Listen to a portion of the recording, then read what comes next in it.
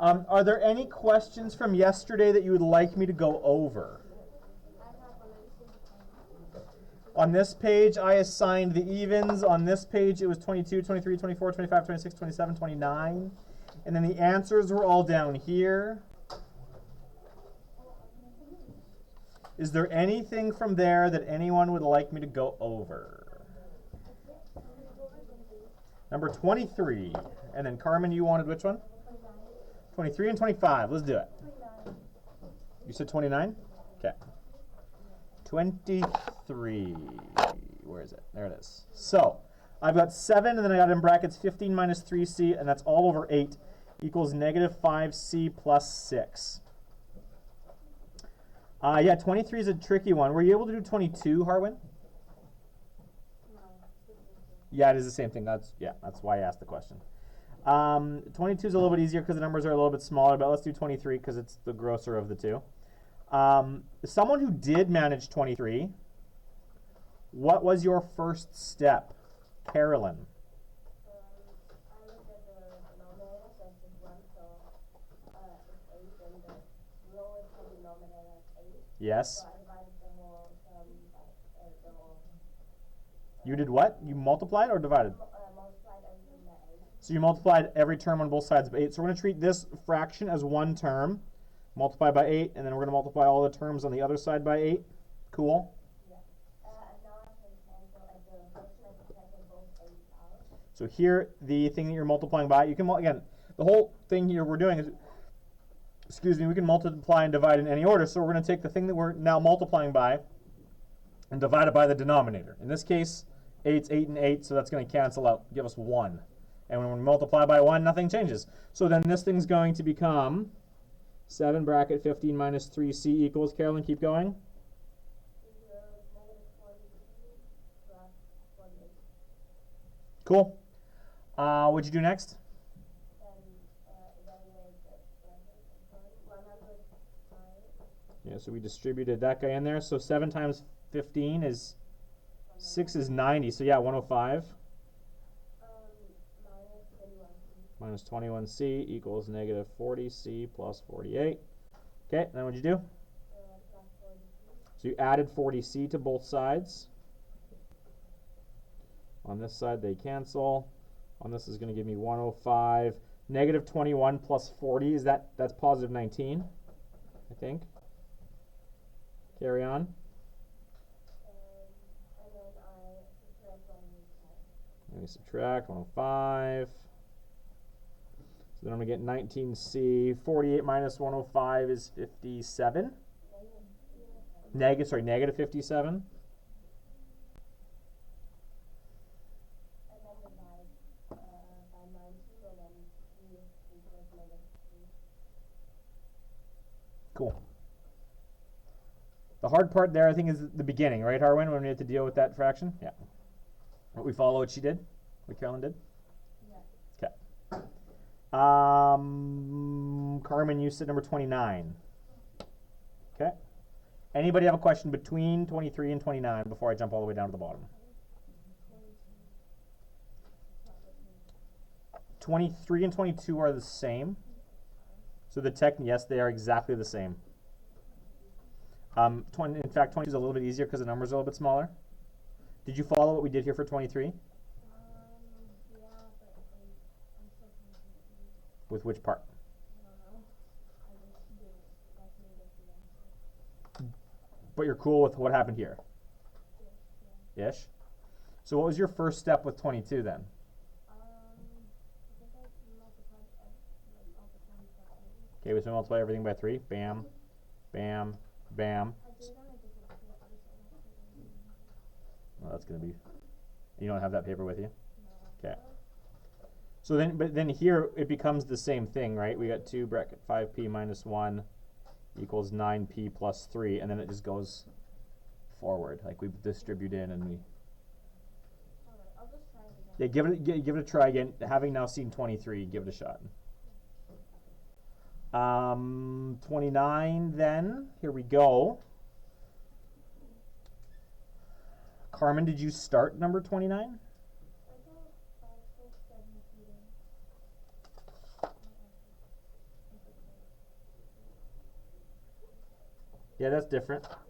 What was your first step with number 29?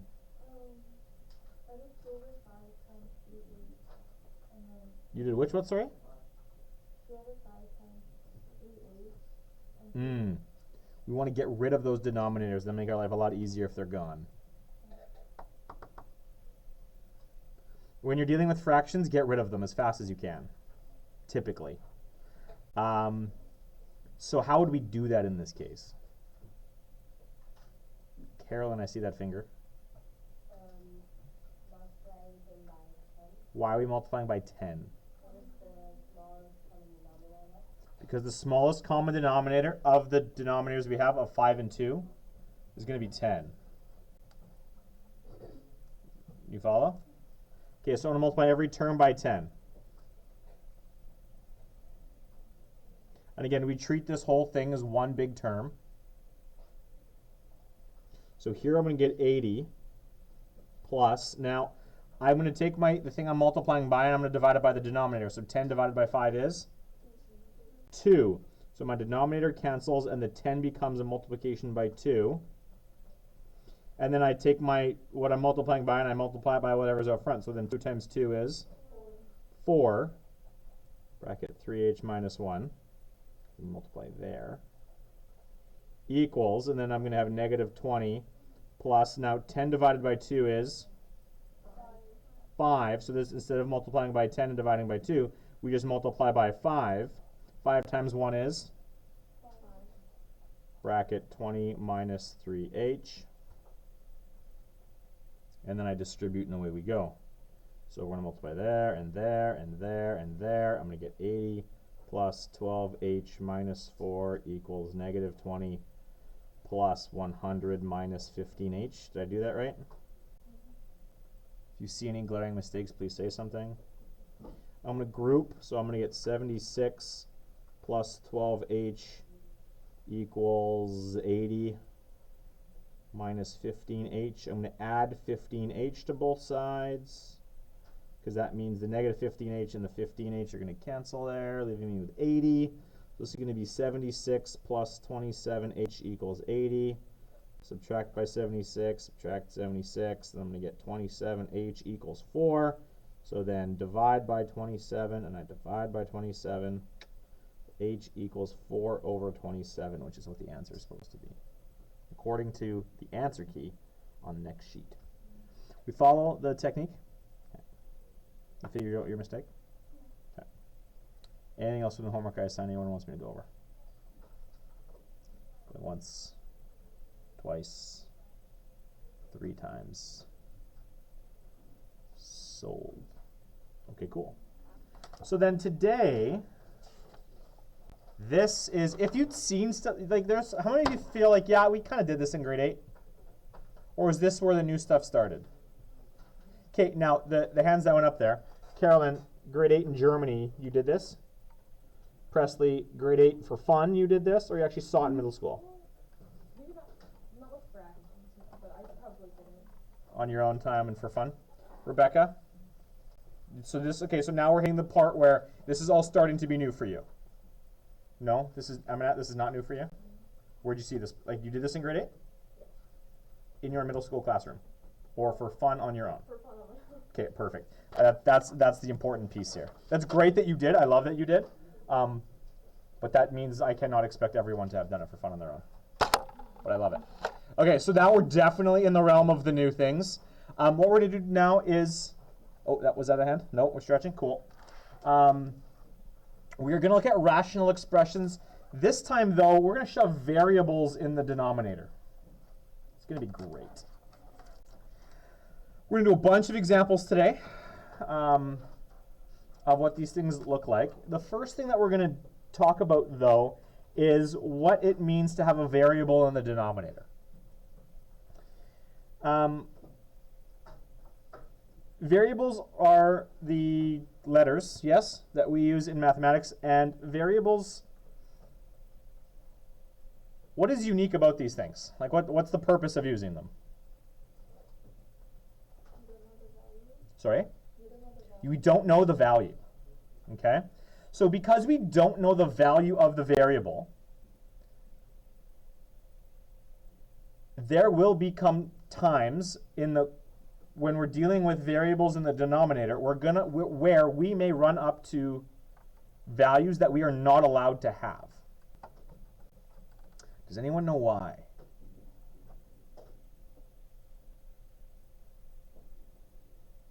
Okay. A denominator is the same as, like having a fraction with a denominator is the same as what mathematical operation? It's division, right?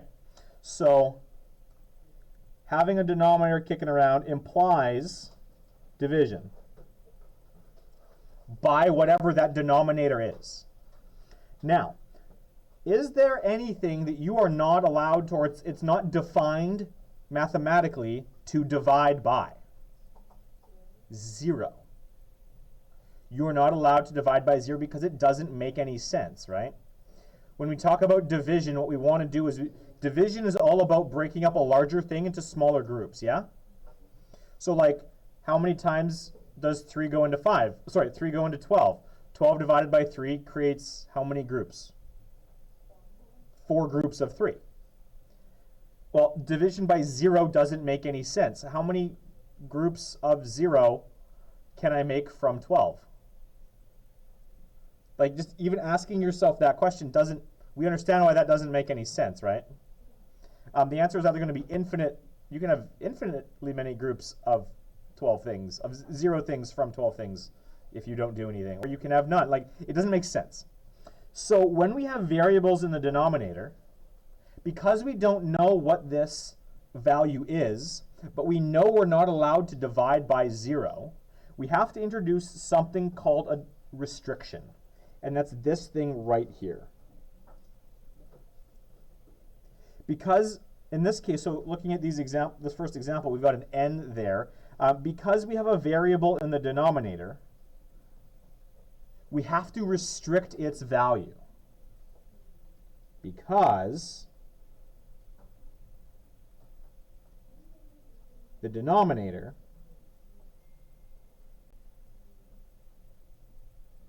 is not allowed to be 0. It doesn't make mathematical sense for that to happen. Now, where things get interesting is this is an important word here. It says the denominator. This does not say the variable. Okay? It's the denominator that's not allowed to be 0. Now, if the variable is the only thing in the denominator, this isn't going to be an issue because the variable just is the denominator, and so then we can say the variable is not allowed to be 0. But if we look down here at the bottom of the page, we have more than just the variable in the denominator, right? So it's the entirety of the denominator that's not allowed to be 0. You kind of follow what I'm getting at here? Okay. So let's go back up to the top and we're going to take a look at this. So the technique here now for dealing with rational equations with variables in the denominator is, before we even start doing any arithmetic, before you simplify anything, we have to state what the restrictions are going to be. And to do that, here's what we do. You take a look at this question here and we say, okay, I'm going to set up my restrictions.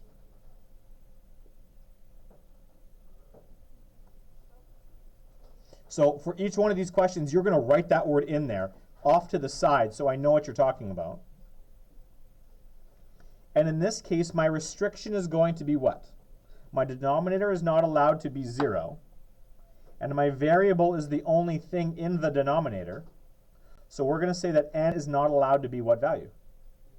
0. This one's really straightforward. Does anyone know, using mathematical symbology, how to write that something is not allowed to equal something else? It's the equal with the line through. We've seen that before? Okay. So here's how we write it. We just say that n is not allowed to equal 0. And for this first one, that's it. And then once you get the restriction, we just go ahead and solve it. And then we compare our final answer with our restriction. If the final answer is equal to our restriction, we have a problem. If they're not equal, we're fine and we're done. So let's take a look at this.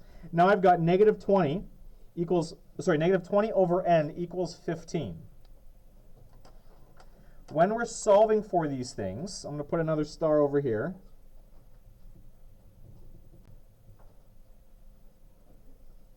I want to remind us, when solving for a variable,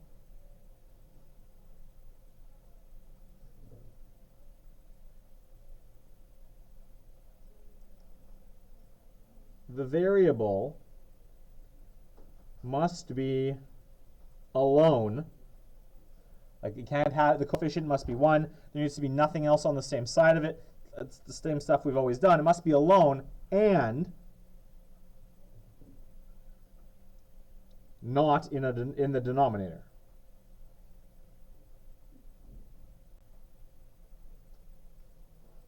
So the first thing we've got to do when solving a question like this first one here is to do what?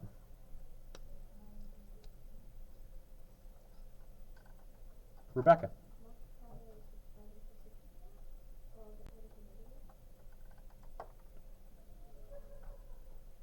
Kind of. The first thing we want to do here is we want to get this n out of the denominator, right? So having a variable in the denominator means I'm dividing by the variable. So how do I get that variable out of the denominator?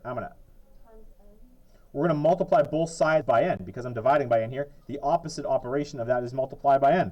So I multiply by n, I multiply by n. On this side, my n's are going to cancel because I'm multiplying and dividing by the same value. So on the left-hand side, what am I left with? On the left-hand side, what am I left with? Negative 20. And negative 20 is going to equal, and I heard someone say it already, 15n. Now n is out of the denominator. That's great. So now we want to do what to get n by itself? We're going to divide both sides by 15. So we're going to get n is going to equal, and now we got negative 20 over 15. Is that fraction reducible? It's definitely reducible. It's divisible. 20 and 15 are both divisible by 5. So what's this going to be as a reduced? Divide by 5, divided by 5. I heard a few, either all in unison or just one of you. Nika, it's going to be 4 over. Yeah, negative 4 over 3. And now we got to go back and we say, okay, according to what we've done, n is supposed to be negative 4/3, but we had a restricted value. Is negative 4/3 equal to 0? No. So we're good. This is an acceptable answer. We're done. Questions, comments, concerns about anything that just happened?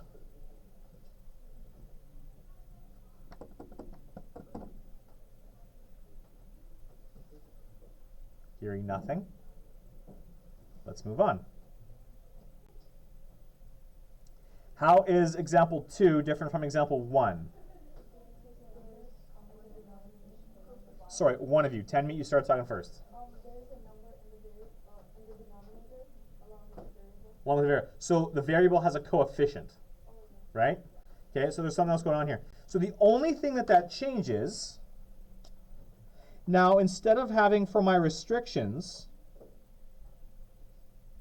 instead of saying that, in this case, well, it was n, so instead of just saying that my variable x cannot equal 0, now we always have to compare we have to say the denominator is not allowed to equal 0. What's the denominator here? It's 4x. So we're going to say that 4x is not allowed to equal 0. And then in the restriction, we're going to solve for x. So how do I get x by itself here in the restriction? Carolyn? We're going to divide by 4. So we're going to get that x is not allowed to equal what? What's 0 divided by 4? 0. But notice, so x is not allowed to equal 0. That's great. That's the result that we came up with. Notice now that we didn't just say the variable was not, we can't start by assuming that the variable is not allowed to equal 0. We have to put the entire denominator attached to the variable into our restriction and then solve for it. So now we go through. The only thing that's the difference between solving 2 and 1 is now instead of multiplying, here I multiplied by n, what am I going to have to multiply by here? Not just 4. I have to multiply now by 4x on both sides. Here that's going to cancel, and then what am I going to get? 3 equals, thank you. And then this is really easy to finish off. What's x going to end up equaling?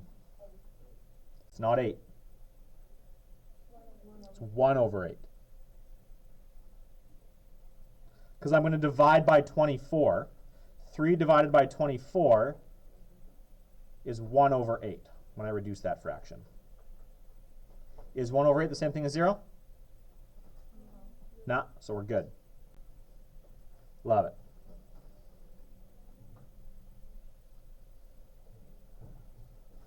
How is 3 different than 2?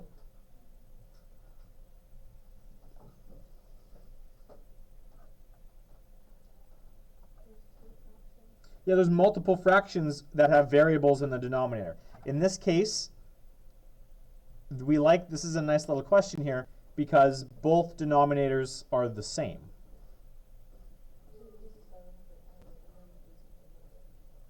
Sorry? No, I'm pretty sure you're right. I just didn't quite hear you. I heard 7, which leads me to suggest that you're onto something.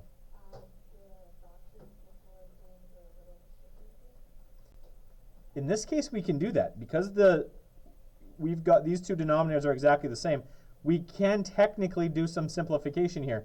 This is going to give us 7 over m. Because when we're adding fractions, the thing we want is to have the same denominator. Oh, look, we've got that. So we've got 7 over m equals 3 over 4. Then this becomes the exact same thing as example 1. So I'm not going to go back now and do the rest of this.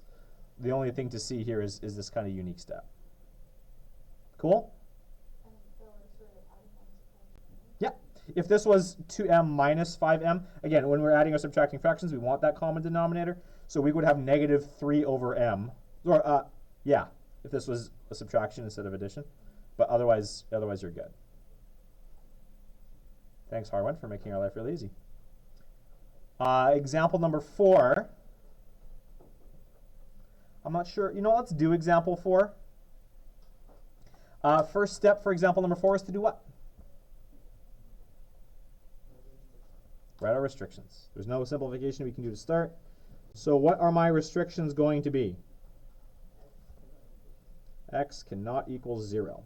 The only restriction we care about is a restriction that involves a variable. So the only denominator that includes a variable, that's just x. So my restriction now is going to be this denominator here, x, is not allowed to equal 0. And now we can go through and solve this the way we would any other question.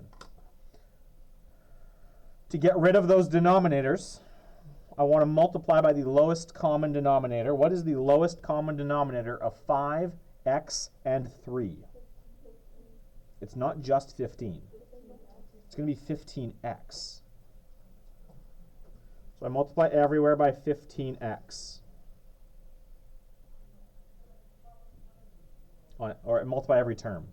So again, because we can multiply and divide in any order, what we're going to do now is we're going to divide the thing that we're multiplying by the denominator. So 15x divided by 5 is going to give me what? 3x. And now I'm going to multiply 3x by what I've got in the numerator. 3x times 2 is? Thank you. 15x divided by x is? 15. Good. The variables are going to cancel. And then 3 times 15 is? Negative 3 times 15 is? Negative 45 is going to equal. Now I got 15x divided by 3 is going to be 5x. And then 5x times 2, I heard someone say 10x. And then we solve this like we've solved everything else. I'm going to do what? First step.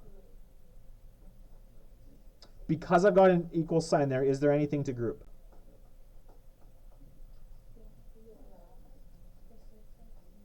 The 6x and the 10x are on opposite sides of the equal sign, so we're not grouping them. Like we can't. There's nothing to simplify. But I do need to get them all onto the same side. So the language is a little bit different. So how do I move this 6x over? This 6x, is it positive or negative? The 6x is positive, so to get rid of it on that side, I subtract by 6x, and whatever I do to one side, I've got to do to the other. So subtract 6x, subtract 6x.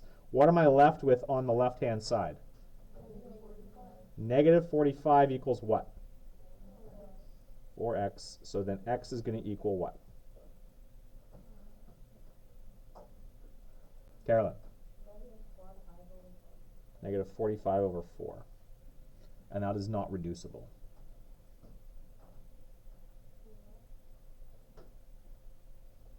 I divided both sides here by 4 then. So then x equals this.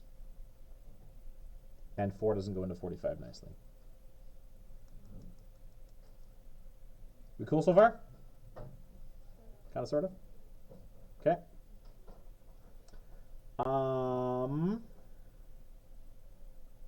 Do I need to do example 5? Because example 5 is just like a combination of example 2 and example 4.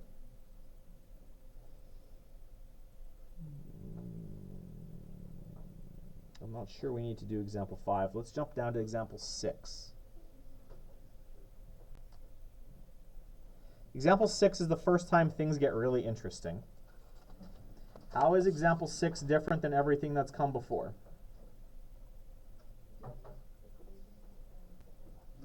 Yes, well, expressions, but yes, we've got whole expressions now in the denominator. And they're technically different from each other. So this is the first time that we've got different denominators on multiple terms in our equation. Yes, Carolyn? Sorry? So yes, we're going to have to do 2 restrictions. Here we go. I guess I didn't need to underline it because I'd never underlined it before.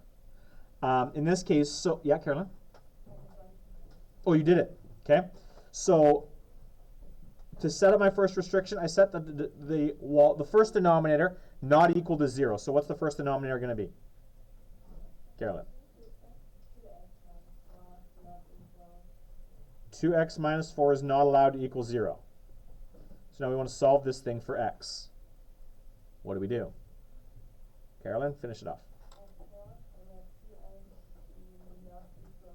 So 2x is not allowed to equal 4.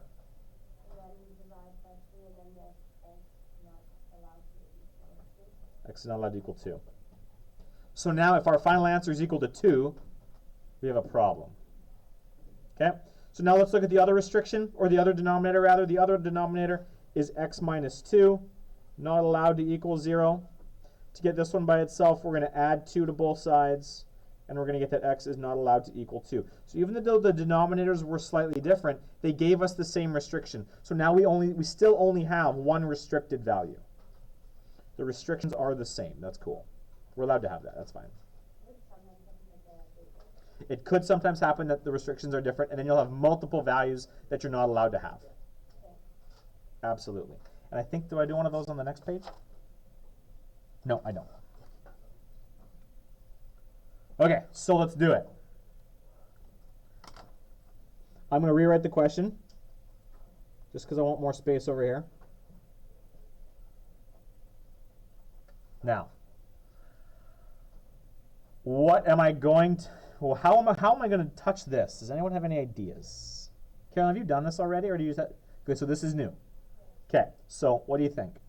We want to have the lowest common denominator. Yeah. So maybe, normally if we want to get a denominator out of 2 numbers, we like multiply them. So maybe Right, so if the denominator here, so I had a 5a and a 2a in example 5 here. The lowest common denominator of 5 and 2 is going to be 10. We just multiply those together and we see what she's saying. Do we follow what Carolyn's getting at? Do we kind of follow what Carolyn's getting at? If you don't, please say so. I can't help you if you don't tell me you don't know what's going on. Okay, so Carolyn, keep going. Normally we multiply the two denominators together, so what do you want to do? So I multiply that and 2x squared. Oh, don't go that far.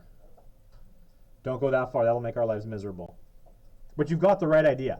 So what we're going to do is we're going to multiply by the two denominators multiplied together, except we're not actually going to do the multiplication. We're going to multiply by 2x minus 4 times x minus 2 on both terms.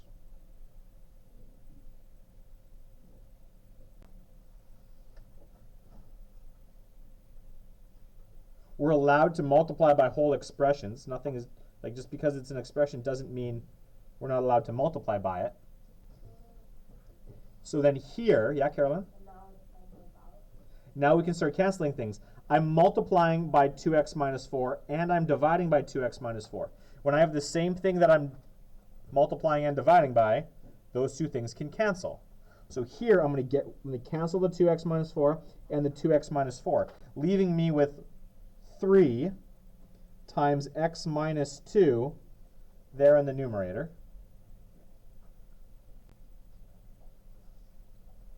And then on the right-hand side, I've got an x minus 2 in the denominator, and I'm multiplying by x minus 2.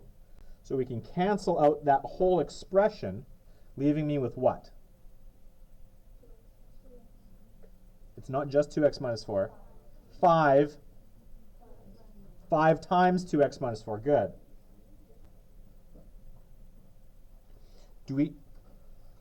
Are we kind of comfortable? Can we see what happened here? Are we sort of comfortable with what happened here? Okay. And now we just solve it like we solved everything else. We distribute and isolate the variable. So I'm going to multiply that guy in, I'm going to multiply that guy in, just kind of all in one step. So I'm going to get 3x minus 6 equals 10x minus 20.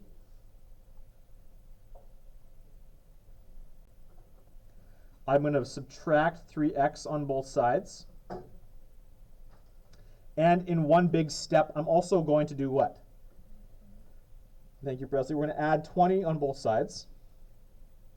What that's going to do is it's going to bring all of my variables onto the right-hand side, and it's going to bring all of my constant terms onto the other. So negative 6 plus 20 is going to give me what? 14. Positive 14. It's going to equal what? What's 10x minus 3x? 7x. Now we're going to divide by 2. Sorry, we're going to divide by 7. X equals what? 2.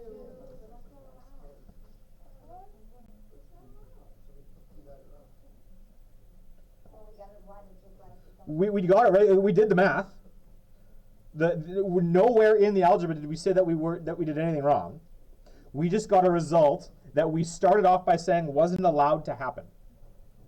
So when this happens, we have language in mathematics to deal with this. If we say at the beginning, the one value we're not allowed to have is whatever. In this case, the one value we're not allowed to have is 2. We solve the equation. The one value we get is 2. So if the equation says that setup says we get a value we're not allowed to have, then we say that this expression to start with is undefined. And this then becomes your final answer. We go back and we compare with our restrictions. If they're the same, it doesn't mean we did anything wrong, but it means that the expression that we started with is undefined. There is no value that satisfies this, and we're done. Cool? Comments, questions, concerns? Should we do another one?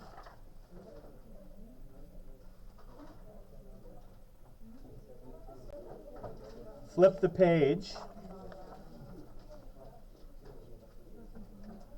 How do we feel about what just happened? Are there any questions, comments, concerns about any of that? Yeah, Nika.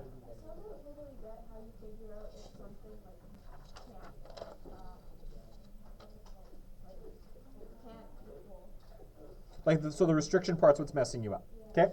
So what we're going to do, let's look here at the next two examples. All we're going to do for example 7 and example 8 is find the restrictions. I'll leave the solving to you guys. Okay? So let's look at example 7. Let's look at the restrictions. restrictions. It's really hard to see because it's in the dotted. I don't know why the photocopier mangled that, I'm sorry. So, to find the restrictions exist to prevent the denominator from ever being 0. So whatever denominator has a variable in it, we need to set that whole, whatever expression is in the denominator, we say this is not allowed to equal 0. So Nika, in this case, we've got an expression in the denominator. What's the expression? Okay, so we're going to say that 5p plus 4 is not allowed to equal 0.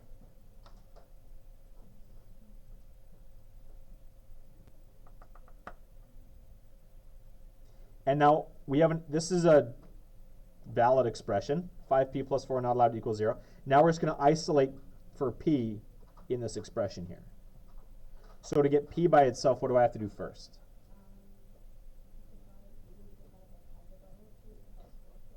We want to get rid of the positive 4 first. If I've got a plus 4 here, how do I get rid of it on the left-hand side? Subtract 4, and we have to do that on both sides. So I subtract 4, subtract 4. So I'm going to get 5p is not allowed to equal negative 4. And Nika, then the last thing we're going to do is what? Divide by 5 on each side. So we're going to get our restriction p is not allowed to equal what?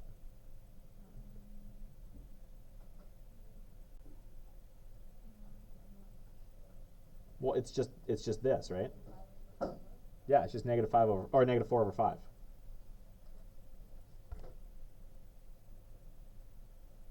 That's it. And now we would then go back to our original equation. Knowing that we've got a value we're not allowed to have at the end, we go through and solve it and then go back and compare. I'm going to leave the rest of this as part of your homework. I'll tell you the answer, though, right away, just so you can go back and check it. The value that you're looking for, the thing that you're going to find, is that p is going to equal negative 1, is what you're looking for in the end. Does that help, Nika, kind of going through that restriction thing one more time? You want to do one more, or do you think you're okay? Let's do one more. Okay, let's find restrictions here. For example, 8.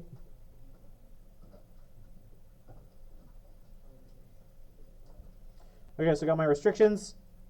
Because I have variables in the denominator, what are my denominators that contain variables? Carolyn? 2y plus 3. In this case, both of those denominators are the same. So do I have to do my restriction more than once? No, because the expressions are identical. So we're going to take the expression that's in the denominator, 2y plus 3, is not allowed to equal 0, and we solve for y.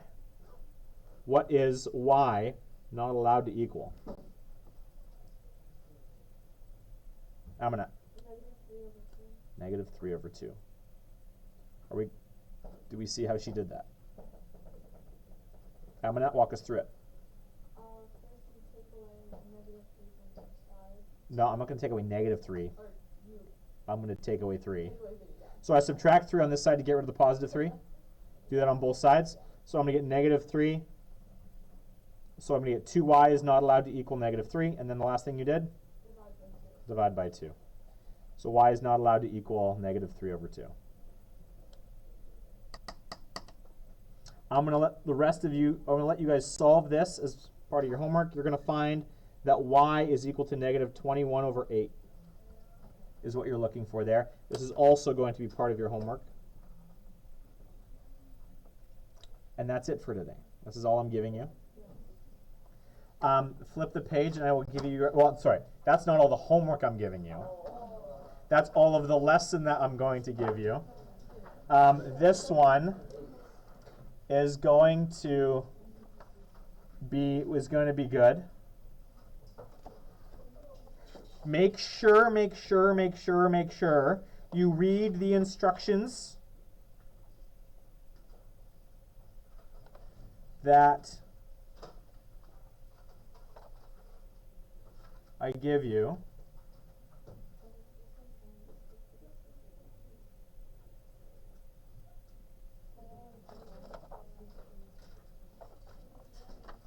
not sure. Oh, interesting, interesting, interesting. I'm going to assign all. All of it. And there's multiple pages. But I want you, make sure, guys, you read the instructions. For the first 10 questions, what do the instructions say? State the restricted values. That's all you have to do. Sorry? What are the restrictions? That's it. There's nothing to solve. There's no equal sign here. There's nothing to solve. All you have to tell me is what are the restricted values. That's it for the first 10 questions. So these first 10 are going to go by real quick. On the next page, these are the questions where you're going to do everything. State the restrictions, solve each equation. So and this is 11 to 20. And there's an answer key hanging out in the back. I want you to do I want you to do all of them? You don't want to do all of them, but do I want you to do all of them?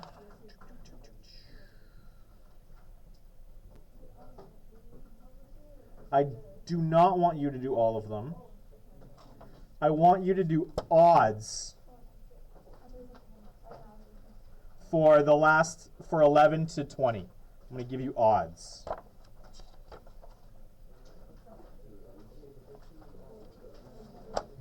And I think that's it.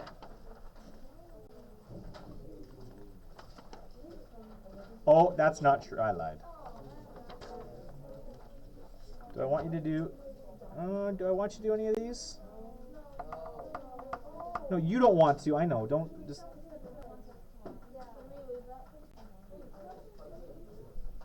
No, I'm not. We're not leaving it for tomorrow. Do I want to give you any of these?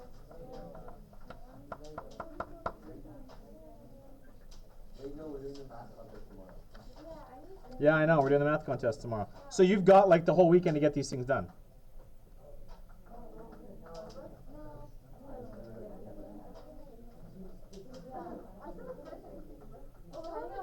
Yeah, I'm going to give you a couple of these. Take a look down here, down at the bottom. Okay, guys, ladies and gentlemen, take a look down here at the bottom. If you don't pay attention right now, you're going to get confused later. I want you guys to, down here where it says number 10, there's a 2x and then there's an x minus 3. There's no line in the middle. Again, I have no idea why this happened, but my printer didn't print the fact that these are fractions. So there should be a line right here, a line right here on E, a line right here on C. There's going to be a line there on F, and there's going to be a line there on I. The ones that I'm going to assign to you here, I'm only adding 4 more questions. I want you to do A, I want you to do E, C, and F. Those are the 4 I want you to do in addition to what the odds I assigned before. Okay? This is what you got on your market set giver. Do what you can. And yes, tomorrow you guys will be doing the contest. So we'll go over all of this homework on Monday. So and I should tell you, I'll give you a couple of instructions for the contest right now, just so you're aware. You're only allowed 45 minutes to do this. So it'll take most of the class, but not all. So whatever time you have left, you will have to work on homework. So you don't need to go crazy tonight and get it all done. Because like I said, you'll have a little bit of class time tomorrow to do it, and you'll have like the whole weekend. But if you don't want to do homework over the weekend in math, then get it done now. You are not allowed to use a calculator on the contest tomorrow. You'll have access to whatever scrap paper you want, but you are not allowed to use a calculator. And for the contest, every correct answer you get is worth 5 marks. You get no marks. Well, like it's just like the score on the contest. Every correct answer is worth 5. Every incorrect answer is obviously 0. But you can leave up to 5 questions blank. Anything that you leave, any 5 questions that you leave blank are worth 1 mark each. So it actually is better for the first time ever. It's better for you to not attempt something than to attempt it, but that's only good for 5 of these things. So choose which, if you're going to leave any blank, only leave 5 blank. Anything beyond that you should try. There's 12 questions. 15? 12? 15? 12 questions, I think, on it. So 5 questions? 5 questions you can leave unanswered, and you'll get a score 1 on them. So you should attempt at least, you should definitely do 7 of the 12. No calculator. But that's tomorrow. Today, you're going to finish up this. If you've got questions while you're working, let me know. Otherwise, give her. Put the phones away. The phones are becoming too big of a distraction. And away we go. Okay.